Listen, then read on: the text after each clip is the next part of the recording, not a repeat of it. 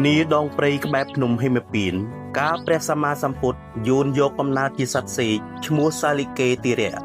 បន្ទាប់ពីបានទទួលការគ្រប់គ្រងវងសេកដ៏ធំមួយជាបរិវារបន្ទាប់ពីឪពុកចាស់ជរាស្ដេចសេកក្មេងដែលមានមាឌធំមាំមានពណ៌ឆោមល្អឆើតប្លែកពីគេតែងតែនាំសេកជាបរិវារទាំងឡាយហើររកចំណីដោយសុខសាន្តតាមវាលរៀបចន្លោះភ្នំដែលសម្បូរទៅដោយស្រូវសាលីព្រៃជាចំណីរបស់បក្សាបក្សីទាំងឡាយ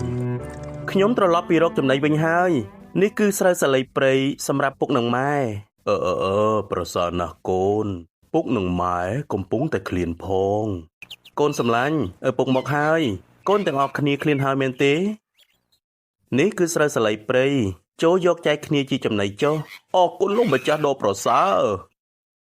បបិទ្ធលោកម្ចាស់ជាទីគោរពពេលនេះជារដូវដែលស្រូវសាលីនៅនគរមគធៈទុំបរិបូរណ៍ហើយពួកយើងទៅរកចំណីទីនោះម្ដងទៅត្បិតស្រូវសាលីទីនោះមានរសជាតិឆ្ងាញ់ប្រសើរជាងស្រូវសាលីព្រៃដែលយើងយកមកធ្វើជាចំណីអាហាររាល់ថ្ងៃនេះទៅទៀត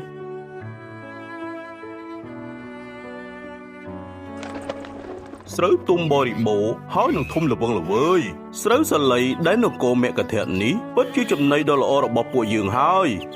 ទាំងអស់គ្នាចូលចុះទៅចាក់ស៊ីជាចំណីចុះតែត្រូវប្រយ័ត្នខ្លួនពីពួកឆ្មាំយាមស្រូវទាំងឡាយផងហើយកុំភ្លេចពេលត្រឡប់ទៅវិញត្រូវពំនៅគួរស្រូវខ្លះផង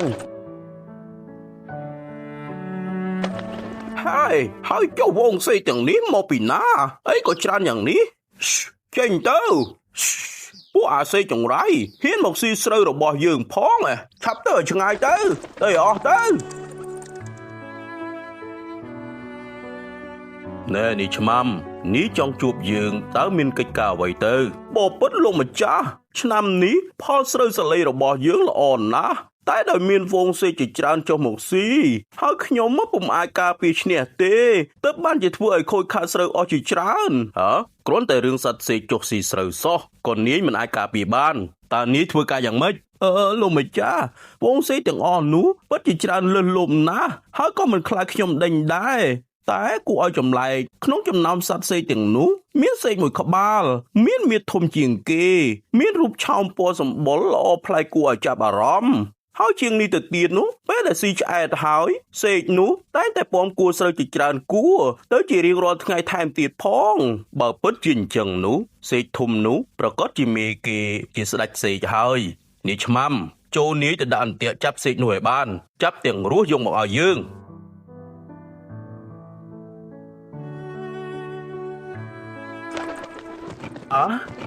ជាខ្សែអ្វីនឹងមិនមកចងរត់ជើងខ្ញុំជាប់យ៉ាងនេះបើខ្ញុំស្រែកពេលនេះសេកទាំងឡាយនឹងផិតភ័យផ្អើលឆោឡោខានស៊ីចំណីមិនខានខ្ញុំត្រូវតែទ្រាំនឹងការឈឺចាប់នេះរងចាំពួកគេស៊ីឆ្អែតសិនចុះដល់វេលាសមល្មមគិតថាសេកទាំងឡាយស៊ីឆ្អែតគ្រប់គ្រាន់ហើយទើបស្ដេចសេកចាប់ស្រែកយំឡើងយ៉ាងក្រលួចឲ្យជាសញ្ញាដល់ពពួកសេកទាំងអស់ថាខ្លួនមានគ្រោះថ្នាក់ជាប់អន្ទាក់ហើយឮសម្រែកនេះហើយសត្វសេកជាបរិវារទាំងអស់ផិតភ័យភ្ញាក់ផ្អើលជាខ្លាំងនាំគ្នាហោះហើរឈុលពេញមេឃលើវាលស្រែពួកគេបានស៊ីឆ្អែតផឹកឆ្អែតរួចហើរទៅអស់មានតែខ្ញុំទេនៅជាប់អន្ទាក់តែម្នាក់ឯងតើខ្ញុំបានសាងបាបកម្មអ្វីទៅណោះចាប់ឯងបានហើយនេះពិតជាសេកធំជាងគេដែលខ្ញុំចង់បានមែនពិតជាសេកចម្លែកនិងមានពណ៌ឆោមល្អប្លែកមែនពិតមែនហើយលោកម្ចាស់អ្នករងការឈឺចាប់ហើយចាំយើងស្រាយខ្សែចំណងឲ្យចុះអ្នកមានមាឌធំពោះធំជាងគេស៊ីស្រូវយើងឆ្អែតហើយនៅពំគួរស្រូវរបស់យើងយកទៅទៀតតើអ្នកស្អប់យើងដោយប្រការអ្វីឬក៏មានជង្រុកធំសម្រាប់ទុកស្រូវនោះបបិទ្ធលោកម្ចាស់កោសយៈខ្ញុំពុំបានស្អប់លោកម្ចាស់ដោយប្រការអ្វីឡើយហើយខ្ញុំក៏គ្មានជង្រុកផ្ទុកស្រូវឯណាដែរទៅដល់ក្នុងព្រៃខ្ញុំយកស្រូវមួយចំណែកទៅសងបំណុលចាស់មួយចំណែកទៅបុលបំណុលថ្មីនិងមួយចំណែកទៀតខ្ញុំកប់ជាកំណប់ក្នុងព្រៃមនាលសេកដ៏ចម្រើនចូលអ្នកបញ្យល់ឲ្យច្បាស់មកមើលយើងពុំយល់ពីចម្លើយរបស់អ្នកឡើយបបិទ្ធលោកម្ចាស់ខ្ញុំមានមេដាបៃតាចាស់ជរា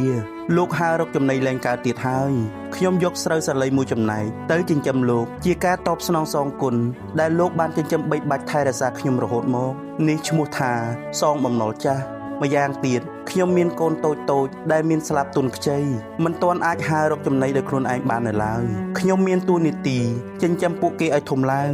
នេះហើយជាការបលបំណុលថ្មីរបស់ខ្ញុំបបិទ្ធលោកម្ចាស់ចំណែកស្រូវមួយចំណែកទៀតខ្ញុំយកទៅចែកជាទានដល់សត្វសេកដទៃមួយចំនួនដែលជាចាស់ជរាខ្លះខ្វិនខ្លះខ្វាក់ភ្នែកហើយរកចំណីខ្លួនឯងពុំបានការធ្វើទាននោះឈ្មោះថាជាកំណប់ក្នុងព្រៃរបស់ខ្ញុំគឺកប់ជាកំណប់បុណ្យរបស់ខ្ញុំសម្រាប់ទៅក្នុងបរលោកនេះ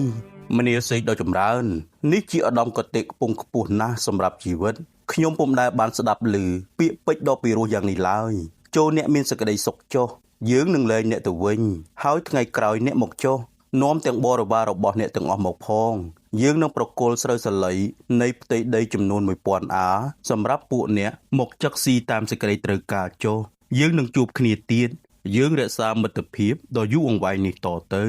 បបិទ្ធលោកម្ចាស់កៅសយៈខ្ញុំសូមអរគុណជាអតិបរមាចំពោះចំណីអាហារនិងមិត្តភាពដ៏ប្រសើររបស់លោកម្ចាស់សូមលោកម្ចាស់ចិញ្ចឹមមាតាបិតាថែរក្សាគាត់ឲ្យបានល្អហើយធ្វើបុណ្យដាក់ទានចម្រើនគុណធម៌ទាំងឡាយចំពោះអំណោយដ៏ថ្លៃថ្លាគឺស្រូវស្រែ 1000 អាខ្ញុំសូមទទួលតែ 8 អាគឺគ្រប់គ្រាន់សម្រាប់ពួកយើងទាំងឡាយហើយមនាលសេកដ៏ចម្រើនចូលអ្នកត្រឡប់ទៅវិញដោយសុវត្ថិភាពចុះហើយលួងលោមឪពុកម្ដាយអ្នកដែលកំពុងសោកសៅដោយបាត់រូបអ្នកឲ្យមានសេចក្តីធូរស្រាលវិញផងកតញ្ញូតាធម៌ជាគុណធម៌ប្រសើររបស់សប្បុរសទាំងឡាយកតញ្ញូតាធម៌នាំមកនូវសេចក្តីចម្រើនទាំងបច្ចុប្បន្ននិងបរលោកនាយជាឧបនិស្ស័យនាយឆ្មាំចាំស្រែបានមកកើតជាឆន្ទៈភិក្ខុលោកសាថីកោសយៈគោតបានជាអនន្តឯស្ដេចសេកគឺអង្គព្រះសម្មាសម្ពុទ្ធនៃយើង